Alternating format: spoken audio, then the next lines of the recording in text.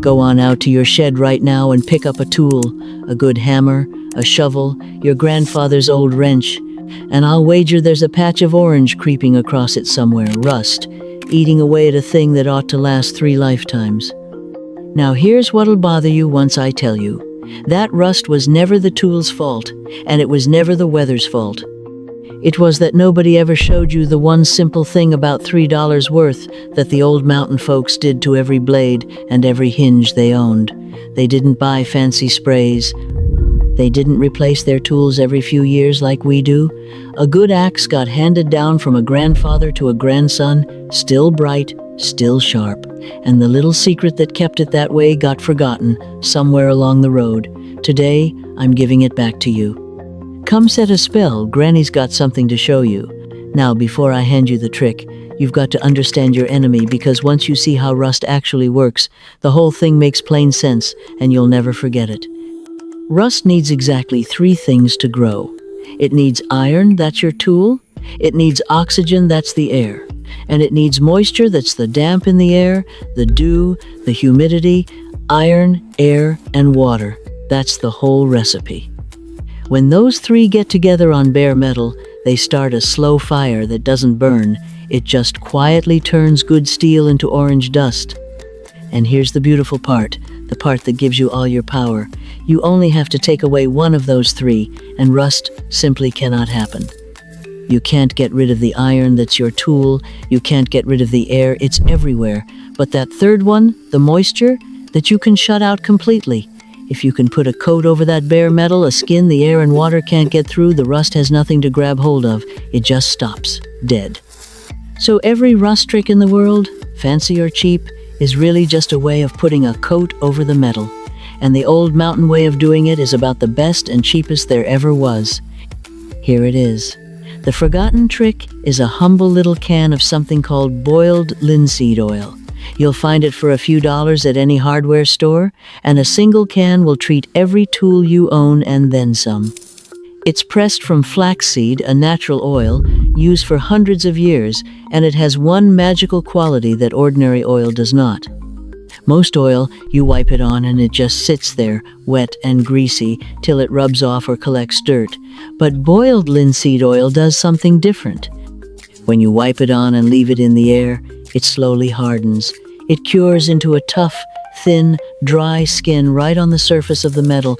The old-timers near called it a varnish. The scientists call that polymerizing, but all you need to know is this: it goes on like an oil and it dries into a shield. A hard, waterproof coat, sealed right onto your steel that the damp cannot get through. That's why it beats plain grease. It doesn't just sit there, it sets up and stays.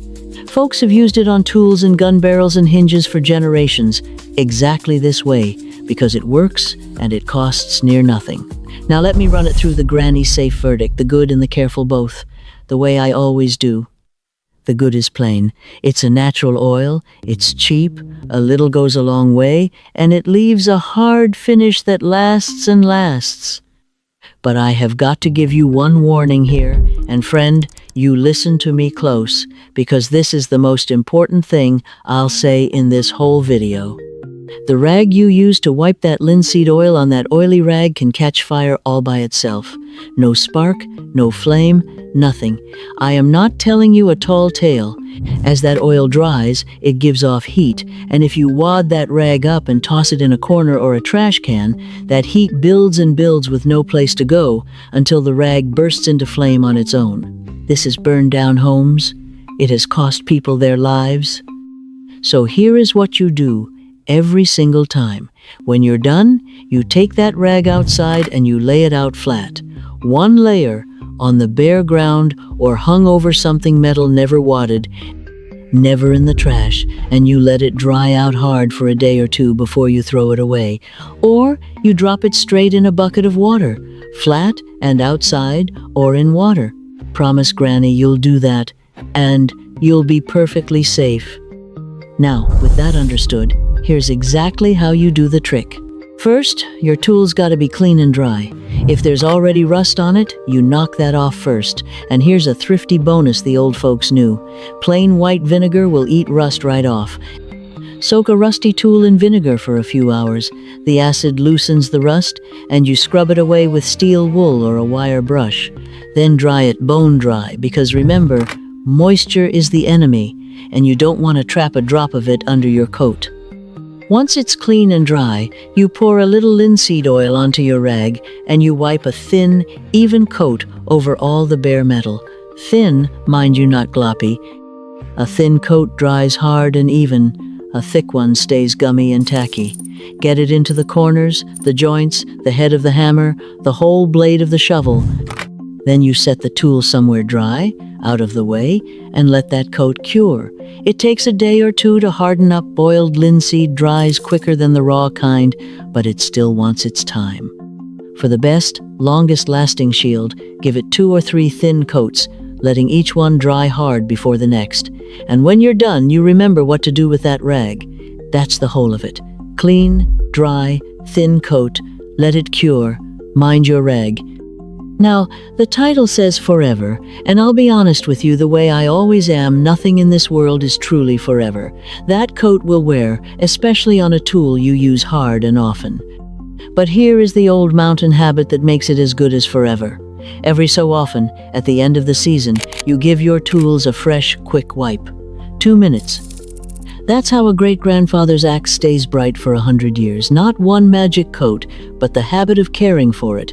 The trick is cheap, the habit is free. And while you're at it, a couple more old ways worth keeping. For your garden tools, the trowels and the spades, keep a bucket of sand in the shed with a little oil mixed in, and after each use, plunge the tool down in the sand a few times. It scrubs off the dirt and leaves a thin, oily coat in one motion. The old gardeners swore by it. And for your good kitchen cast iron, it's the very same idea with a different oil. A thin wipe of fat, baked on, keeps it black and rust-free for generations.